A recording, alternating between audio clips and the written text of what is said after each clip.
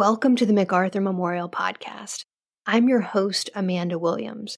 Join me as we explore the life and legacy of General of the Army Douglas MacArthur and discuss a wide range of military history topics, from the American Civil War to the Korean War.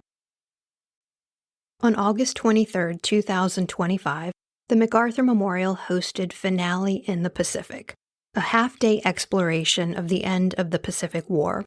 The event was a partnership between the MacArthur Memorial, the Hampton Roads Naval Museum, and the Military Aviation Museum.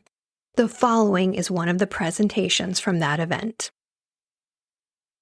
Our first speaker this morning is Dennis Giangreco, who served over 20 years as an editor at the U.S. Army Command and General Staff College and as publications director for the Foreign Military Studies Office. He is an award-winning author of over a dozen books on American military history, and his latest work, Truman and the Bomb: The Untold Story, offers fresh insights into this critical period. So please join me in welcoming Mr. Giangreco.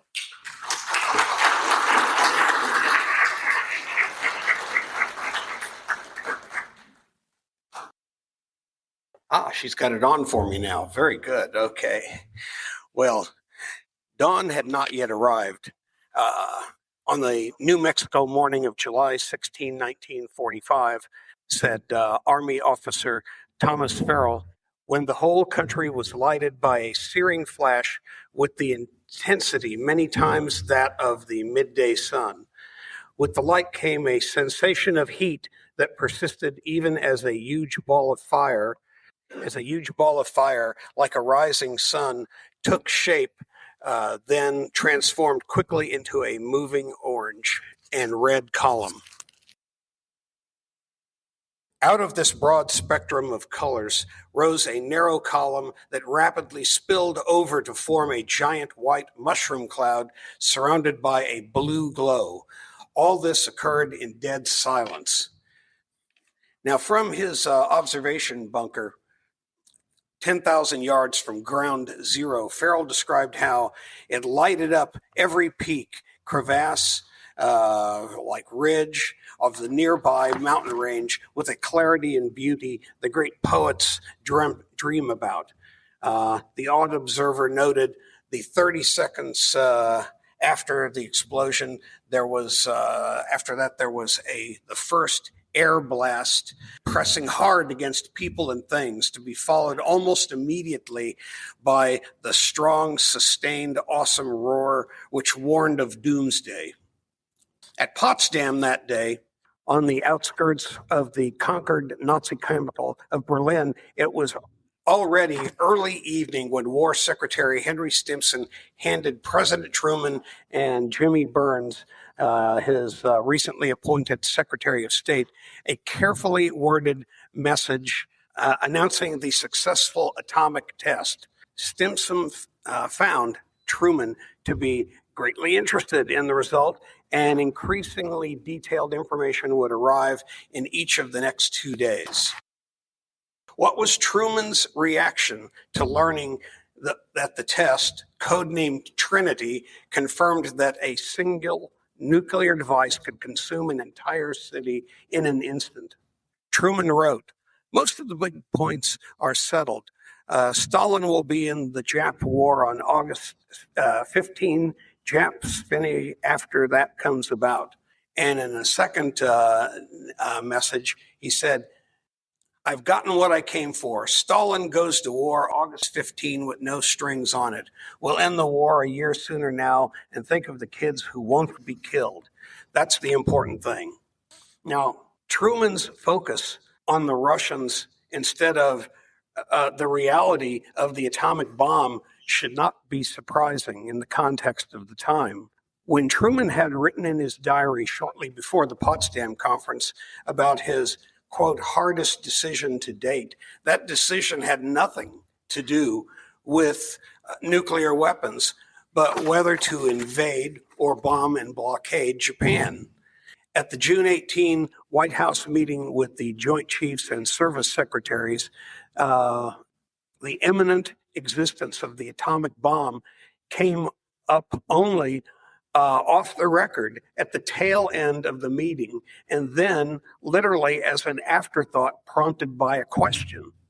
In the spring of 1945, spring and summer, as the Manhattan Project for the development of atomic bombs progressed towards a questionable future, other highly secret and ostensibly more tangible initiatives reached their peaks as the countdown in the Pacific ground inexorably on. Under Project Milepost, American crewed Liberty ships flying the Soviet hammer and sickle from their masts were sailing nervously through Japanese straits to Vladivostok with supplies for the invasion of Manchuria by the then still neutral Soviets. Meanwhile, Project Hula saw 10,000, actually more than 10,000 Russian sailors passing in the opposite direction to Cold Bay, Alaska, to be secretly trained to operate Made in USA warships being turned over for when the Soviets went to war. Also then, there was in San Francisco Bay and at other sites, construction was started on breakwater, caissons and prefabricated components for a massive artificial harbor to be assembled during the second 1946 invasion operation near Tokyo itself. Dwarfing the Normandy mulberries and codenamed Iron Horse, it carried a priority second only to the atomic bomb.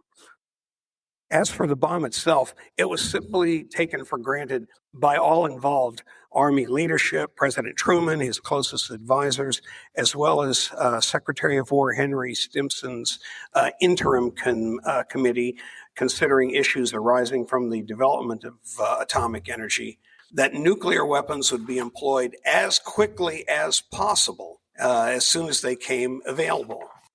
Ultimately, the closest thing to a written presidential authorization for their use was Truman's scrawled approval on the back of a July 30 draft of a press release on the atomic bomb's use, which included a notation that the statement was not to be released to the press, and by implication, until after the first bomb had dropped, until after he had left the conference, Potsdam Conference.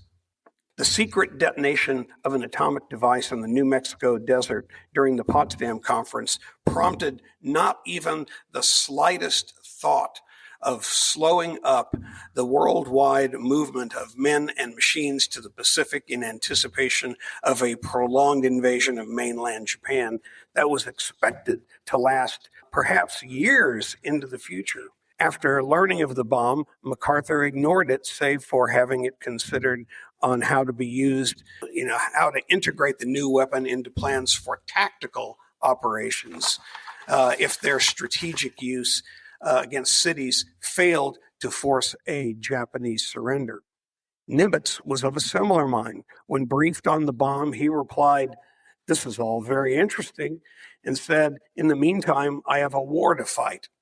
Truman later summed up the matter at hand in what then, in the summer of 1945, was believed to be the middle of the war. We did not know as yet what effect the new weapon might have physically or psychologically when used against the enemy. For that reason, the military advised that we go ahead with the existing military plans for the invasion for Japan, the Japanese home islands. It was hoped that the sudden and unexpected use of the weapon might shock the Japanese leadership and stampede them into an early surrender before the invasion countdown ran out. A carefully considered atomic bomb target set of Hiroshima, Nagita, Kokura, and Nagasaki had been developed by Secretary Stimson's interim committee in conjunction with other agencies and would be approved by Stimson with Truman's concurrence while at the Potsdam Conference. Correctly anticipating the arguments of the ruling Japanese militarists who functionally controlled Imperial Japan, it was decided that the bombs would be dropped as quickly as they became available, thus proving that the United States had more than one experimental bomb and that Japan would face a, quote, rain of ruin from the air, the like of which has never been seen on this earth. Yet even after two cities had been destroyed in a flash and the Soviet entry into the war dashed the last hopes of a negotiated end to hostilities, Emperor Hirohito's most senior military advisors counseled emphatically against surrender, maintaining that the massive American casualties during its invasion of the home islands would decide the issue in Japan's favor. These same leaders, and most importantly, War Minister Anami, subsequently acquiesced to the emperor's wishes upon receiving clear, heartfelt direction from Hirohito himself that Japan must surrender. And of course, this wasn't Hirohito, but it was, internally that after this happened, also after it became apparent that continued use of the atomic bomb would deny them the murderous, decisive battle that held out at least some prospect of negotiated settlement on their own terms. Said Prime Minister Suzuki, after the news of the Nagasaki blast was announced during a meeting of the Supreme War Council, the United States, instead of staging the invasion, will keep on dropping atomic bombs.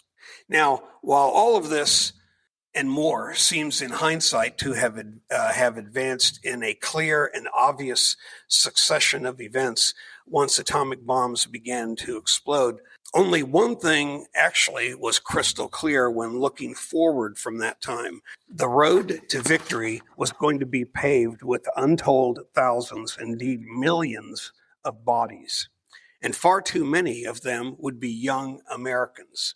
While the reaction of the Japanese militarists who controlled the government could not be known, the benefits of a direct Soviet military invention could be predicted with a high degree of confidence if conducted in the all-out manner in which Stalin promised in return for the United States functionally bankrolling it through the Milepost project.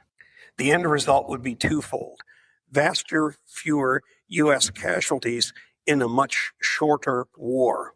Said Truman, the chiefs of staff were grim in their estimates of the cost in casualties we would have to pay to invade the Japanese mainland.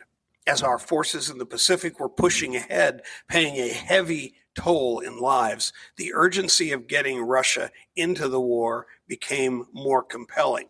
Russia's entry into the war would mean the saving of hundreds of thousands of American casualties.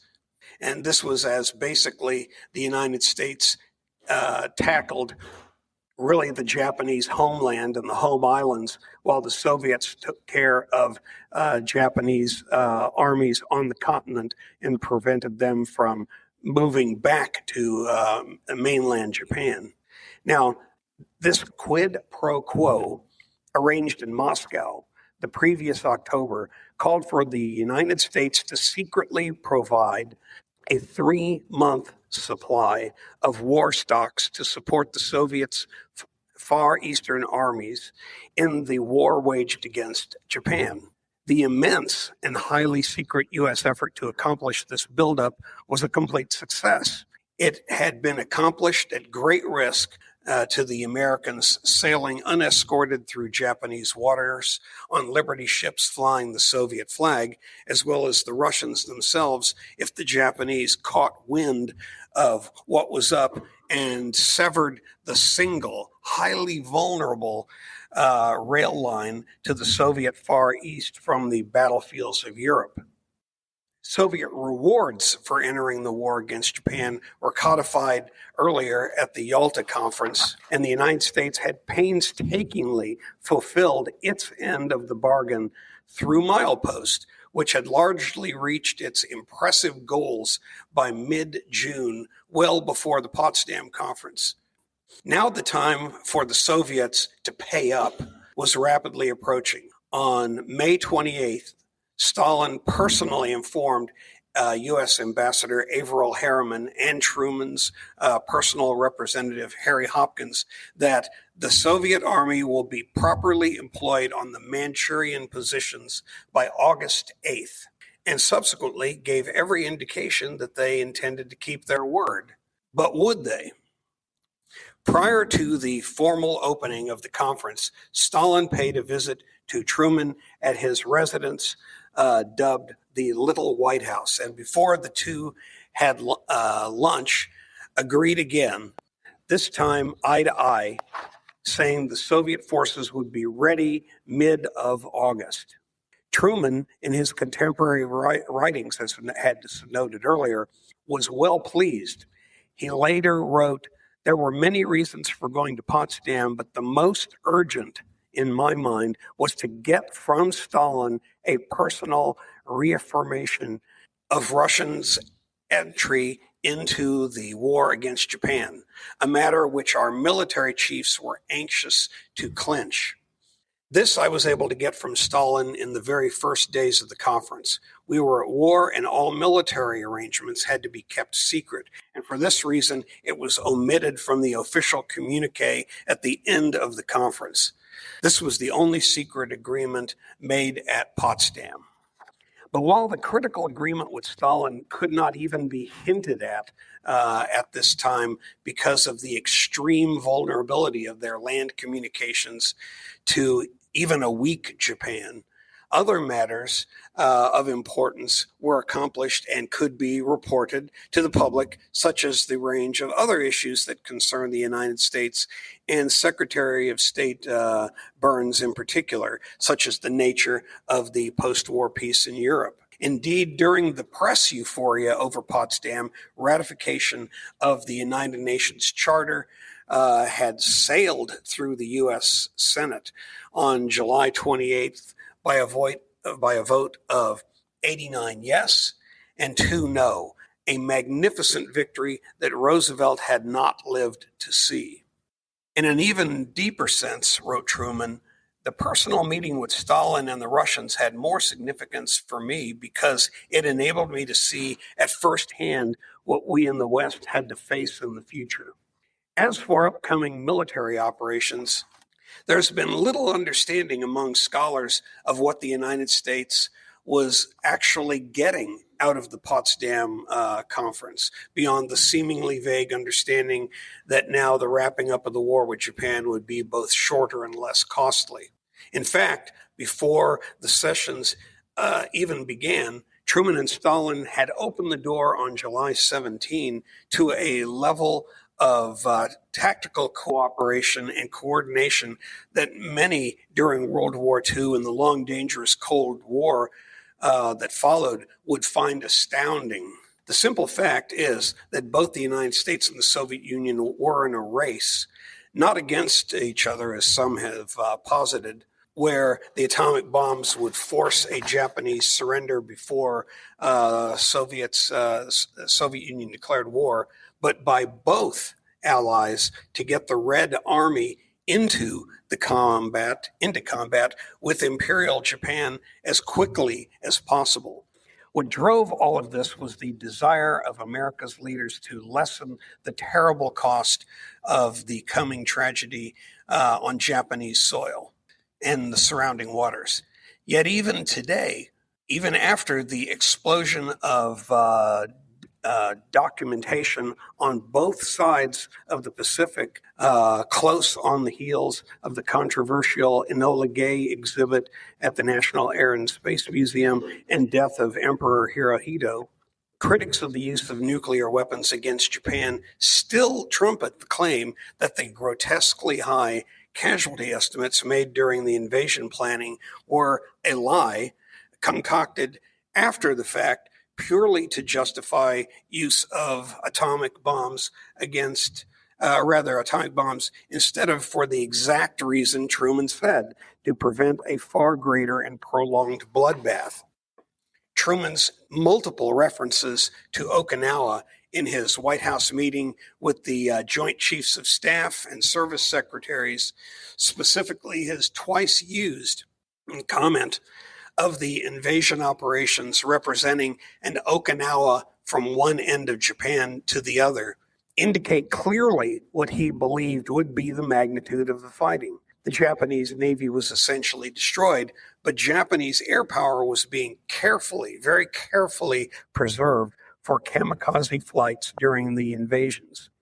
More importantly, intelligence estimates clearly demonstrated that Japan's field armies were swelling rapidly in the invasion areas, and there was ample time to train, arm, and equip recruits, not only for the defense of the Tokyo area during the operations planned for 1946, but for the defense of Kyushu in the opening invasion operation only months away. Future wars along the Asian littoral would demonstrate the limitations of America's industrial dominance when applied against enemies fighting an infantry-intensive war on rugged home ground. The situation facing the armed forces was painfully evident to the Secretary of War. Stimson summed up his view of the meeting and the casualties question in his July 2nd, 1945 memo to the president. There is reason to believe that the operation for the occupation of Japan following the landing may be a very long, costly, and arduous struggle on our part. The terrain, much of which I have visited several times, has left the impression on my memory of being one which would be susceptible to a last-ditch defense, such as has been made at Iwo Jima and Okinawa, and which, of course, is very much larger than either of those two areas. According to my recollection, it will be much more unfavorable with regard to tank maneuvering than either the Philippines or Germany because of the extensive network of dikes, canals, and rice paddies. If we land on one of the main islands and begin a forceful occupation of Japan, we shall probably have to cast the die of last-ditch resistance. The Japanese are highly patriotic and certainly susceptible to calls for fanatical resistance to repel an invasion. Once started an actual invasion, we shall, in my opinion, have to go through with an even more bitter finish fight than in Germany. We shall incur the losses incident to such a war, and we shall have to leave the Japanese islands even more thoroughly destroyed than was the case in Germany. This would be due to both the difference in the Japanese and German personal character and the differences in size and character of the terrain through which the operations must take place. Now, Stimson had been a colonel of artillery during the brutal fighting of World War I, and Truman did not take lightly his appraisal of the targeted Japanese terrain gained from direct examination on multiple occasions between the wars. On the subject of casualties, the president did not need to have it explained to him what Stimson meant by an even more bitter finish fight than Germany, since he and everyone else who had taken part in the June 18th White House meeting knew that it had cost thus far roughly $1 million U.S. all causes casualties to defeat the Nazis, and the bulk of those casualties had been suffered from June 1944 to that date. Those casualties were actually small when compared to those of the major allies. Moreover, Army Chief of Staff George C. Marshall told the president the same thing at that meeting when he stated that because of the Japanese mountainous terrain, quote, the problem would be much more difficult than it had been in Germany, and apparently warned of a further 1 million casualties in the continuing war during a private meeting with the president at Potsdam. And Stimson was also briefed was on the frightful possibilities before the conference. Stimson's warning on July 2nd, 1945, and the July 2nd memo to Truman that we shall incur the losses incident to such a war was equally clear. For everyone not understanding his reference, Truman spelled it out in his high-profile Harper's Magazine article after the defeat of Japan. We estimated that if we should be forced to carry this plan to its conclusion, the major fighting would not end until the latter part of 1946 at the earliest. I was informed that operations might be expected to cost over 1 million casualties. The belief that total all causes casualties might exceed 1 million men, roughly the same number that had been experienced by Americans in the war against Germany, was far below the multi-million figure implied by former President Hoover in a memorandum that Truman had requested, yet was double the at least double the 500,000 figure being briefed to Pacific-bound servicemen and being used by Stimson himself at least through May of 1945. Said Lieutenant General John Hull, who was the chief of the operations division then, there were all kinds of estimates as to the cost of it in manpower. And had the Japanese continued fighting and fought as hard for their homeland as you would expect them, it would have been a bloody operation. The casualty estimates ran everything from a few 100,000 to 1 million men to do the thing. The largely unknown exchange between Truman and his most senior civilian advisors in the wake of the Hoover Memorandum and his subsequent meeting with Marshall and the other Joint Chiefs should make Truman's priorities clear. Nevertheless, an answer to what Truman actually believed will never find universal concurrence with those of his critics. The primary participants in these events were long gone before the Enola Gay controversy of the 1990s, but key people from their personal staffs remembered well the context in which decisions affecting the lives of millions had to be made. President Emeritus of the American Red Cross, George M. Elsey, was then a watch officer for the White House map room under both Roosevelt and Truman, where the progress of the war was graphically charted and updated daily. And he notes the close attention paid to growing Japanese troop strength and numbers, and remembers Admiral Leahy discussing the invasion plan with the president prior to our departure for Potsdam, and he emphasized the concern that they both had as to the size of the Japanese forces available to oppose us. And the beliefs of the country's most senior military man advising Truman, General Marshall, interestingly, was also called into question during the Enola Gay fracas by a much quoted authoritative Truman critic who had only, sadly, a thin understanding of the documents that he was using as the basis of his contention that Marshall's staff believed that the invasion of Japan would have essentially been a walkover. To bolster that argument, he pointed to qualified and limited casualty projections in a variety of documents produced in May and June 1945, roughly half a year before the invasion operation Olympic was to commence. Unfortunately, the numbers in these documents he did not understand were usually just 30-day estimates. And they continue to be cited today. You see it all the time on the web, and sometimes even in scholarly articles.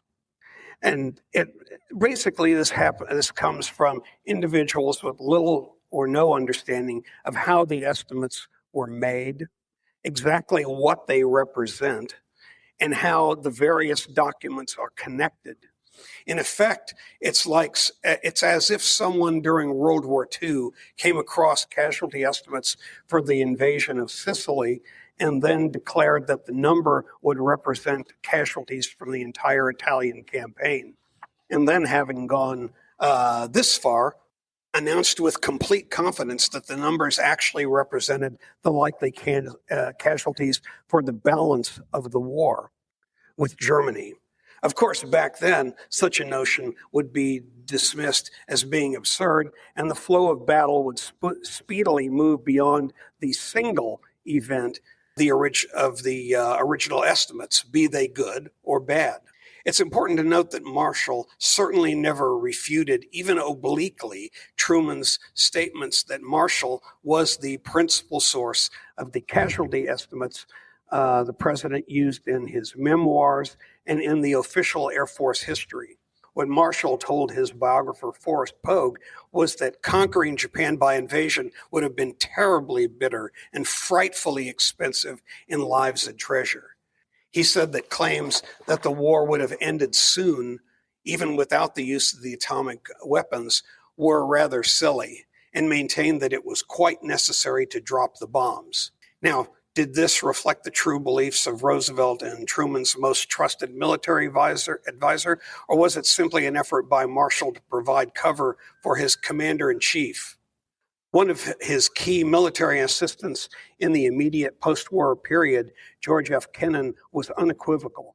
I have no doubt that our leaders, General Marshall among them, had good reason to anticipate a casualty rate of dreadful and sickening proportions in any invasion of Japan. Well, I guess this concludes my President Harry Truman and the decision to use the atomic bomb.